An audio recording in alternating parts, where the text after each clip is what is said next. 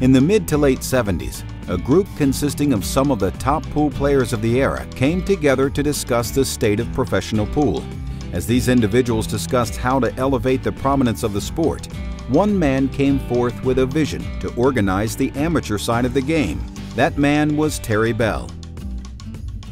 Though amateurs were already playing pool from coast to coast, each pool room in every town played by its own set of rules.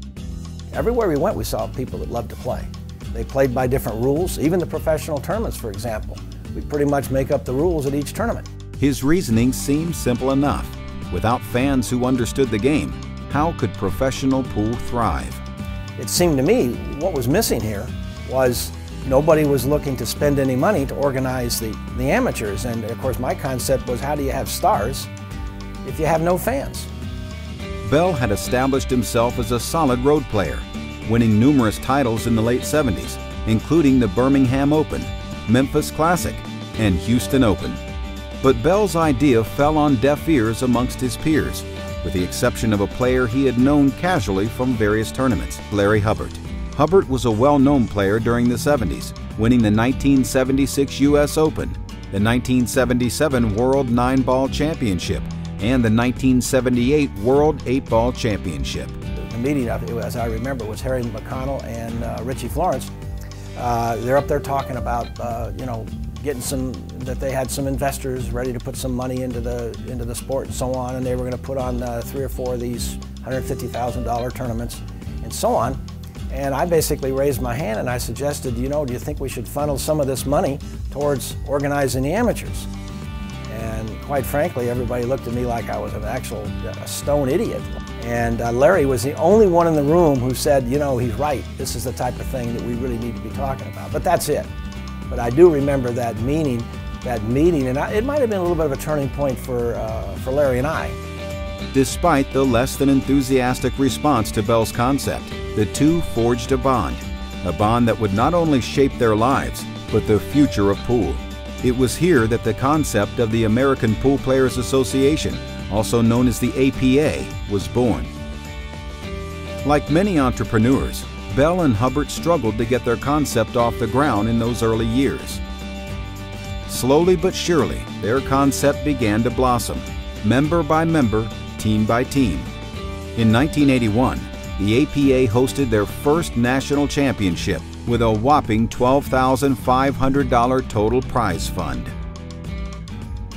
Today, the APA boasts nearly 270,000 members in 46 states, as well as leagues in Canada and Japan. This year, the APA will pay out more than $1.5 million in guaranteed prize money at their national championships. Over the past 30 years, the APA has introduced more than 1 million people to the sport of pool through the APA leagues. Thousands of bars, taverns, and pool rooms rely on the steady stream of revenue from APA leagues to keep their doors open. APA members alone account for hundreds of thousands of cue sales.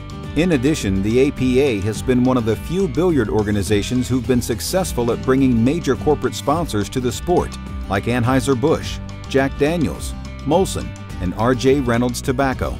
They're also one of the largest sponsors of women's professional pool, as well as one of the largest advertisers in the billiard industry publications. They've provided the opportunity for a better life to hundreds of APA franchise owners, better known as league operators, who've been able to realize their dreams of owning and operating their own business in the billiards industry. I went out to the league operator school. It was a 3-day school, and I have to say it changed my life forever. It was the greatest thing that ever happened to me. It's been quite a relationship and a journey, and we've been involved now for the last 20 or so years, having a great time with the APA, and thanks to the good foundation work that Terry and Larry put together. So they're just a great couple of individuals that have done so much for our sport. Had Bell and Hubbart not pursued their dream more than 30 years ago, it's hard to say how the billiard landscape might look today. I just want to say, Larry, Terry, thank you. You've changed my life. I can't never thank you enough. I'm excited. You belong in a Hall of Fame, and best of luck to you. And I want to congratulate them for their great honor here as being a BCA Hall of Fame member. Congratulations, Terry and Larry. You've done a great job, and keep up the good work.